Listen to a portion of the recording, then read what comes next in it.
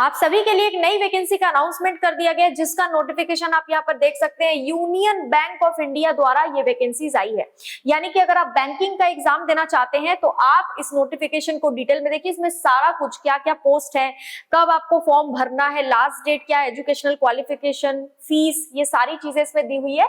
तो सबसे पहले देख लेते हैं union bank recruitment project 2024-25 specialist officers की पोस्ट के लिए है। पोस्ट के नाम मैं आपको बताऊंगी, अलग अलग पोस्ट के नाम है।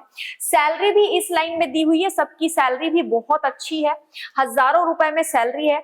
यहाँ पर अगर हम बात करें ऑनलाइन रजिस्ट्रेशन की, तो 3 फरवरी से लेकर 23 फरवरी तक आप फॉर्म भर सकते हैं। यानी 3 फरवरी से फॉर्म भरना शुरू हो चुके हैं, 23 फरवरी तक आपके लिए फॉर्म भरने की लास्ट डेट रखी गई है।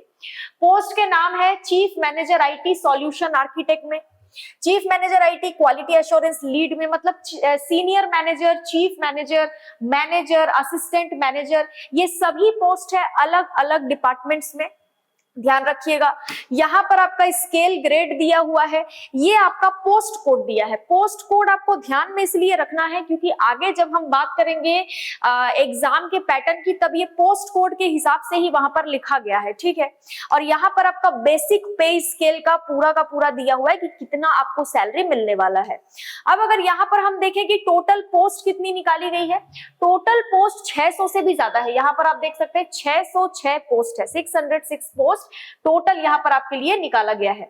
अगर हम बात करें कि यहाँ पर फिर से एप्लीकेशन के बारे में दिया हुआ है, तो देखिए यहाँ पर दिए starting date of payment of fees, intimation charges and submitting the online application, यानी कि फी पेमेंट करने का और आपका जो फॉर्म भरेंगे उसका 3 फरवरी से लेकर 23 फरवरी वही चीज दी हुई है।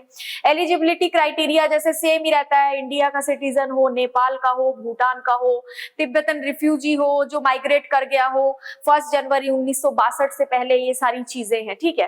अब अलग अलग जो पोस्ट हैं, जितने पोस्ट हमने ऊपर देखे टेबल में, उनके हिसाब से अलग अलग एजुकेशनल क्वालिफिकेशन दिया गया है। यहाँ पर अगर आप देखेंगे चीफ मैनेजर आईटी का बीएससी हो, बीटेक हो, या फिर कंप्यूटर साइंस में डिग्री हो, सॉफ्टवेयर इंजीनियरिंग किया हो आपने, इलेक्ट्रॉनिक्स कम्युनिकेशन इंजीनियरिंग किया हो आपने, तो आप ये फॉर्म भर पाएंगे। साथ में यहाँ पर अगर आप देखेंगे कि BSc BTech degree in computer, मतलब आप ये समझ लीजिए कि हर एक पोस्ट के लिए लगभग डिग्री सेम ही है, लगभग। या फिर आपने एमटेक किया हो या एमएससी इन कंप्यूटर साइंस हो, इंफॉर्मेशन टेक्नोलॉजी हो, electronics and communication engineering from a recognised university. साथ में minimum 60% marks in graduation is mandatory, ठीक है। और पीडब्ल्यूबीडी कैंडिडेट्स के लिए 55% मार्क्स जो है ग्रेजुएशन में होना चाहिए, ये मैंडेटरी है।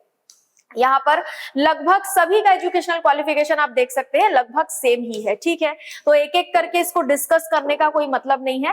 यहाँ पर देखिए सीनियर मैनेजर जो है, उनका जो एजुकेशनल क्वालिफिकेशन होगा, अगर आप सीनियर मैनेजर के लिए पोस्ट फिल करना चाहते हैं तो ग्रेजुएशन होना चाहिए। किसी भी यूनिवर्सिटी से, किसी भी डिसिप्लिन में आपने ग्रेजुएशन किया हो, आप ये फॉर्म भर पाएंगे, कोई दिक्कत नहीं है यहाँ पर, ठीक है। उसके बाद अगर हम बात करें सीनियर मैनेजर चार्टर्ड अकाउंटेंट की पोस्ट के लिए, तो चार्टर्ड अकाउंटेंट आप हो या फिर ICWA आपने किया हो from institution recognised by ICAI, ठीक है। अब आगे देखिए मैनेजर आईटी के लिए वही सेम चीज है, बीएससी, बीई, बीटेक ये सब किया हो आपने, तो आप ये फॉर्म भर पाएंगे। लगभग सारा अब सेम ही है, यानी आपने अगर ग्रेजुएशन किया है या फिर बी किया है या फिर बीटेक किया है तो आप आराम से ये फॉर्म भर सकते हैं, ठीक है। अब आगे हम देख लेते हैं और क्या क्या दिया गया। तो एज लिमिट के बारे में दिया गया है। देखिए चीफ मैनेजर के लिए minimum age 30 year, maximum age 45 year होनी चाहिए। उसके बाद chief manager IT quality assurance lead के लिए 30 year minimum age, maximum 45 year. उसके बाद यहाँ पर भी 30 ईयर 45 ईयर। उसके बाद अगर आप नीचे देखेंगे तो सीनियर मैनेजर के लिए अगर आप अप्लाई कर रहे हैं तो 28 ईयर आपकी मिनिमम एज होनी चाहिए और मैक्सिमम एज आपकी 38 ईयर होनी चाहिए। कुछ एक्सपीरियंसेस भी मांगे गए हैं, ये पीडीएफ हम आपको प्रोवाइड करवा देंगे। कुछ एक्सपीरियंसेस भी मांगे गए हैं, आप उस साइड में टेबल में देख सकते हैं, ठीक है। अच्छा, यहाँ पर अगर देखें senior manager IT DevSecOps engineer, उसके लिए भी 28 से 38 साल के बीच में एज रखी गई है। साथ में सीनियर मैनेजर रिस्क के बारे में बात करें तो 25 से 35 साल के बीच आपकी एज होनी चाहिए। मतलब सभी के लिए एज लिमिट भी अलग अलग रखी गई है, इसको भी आप एक बार चेक कर सकते हैं, ठीक है।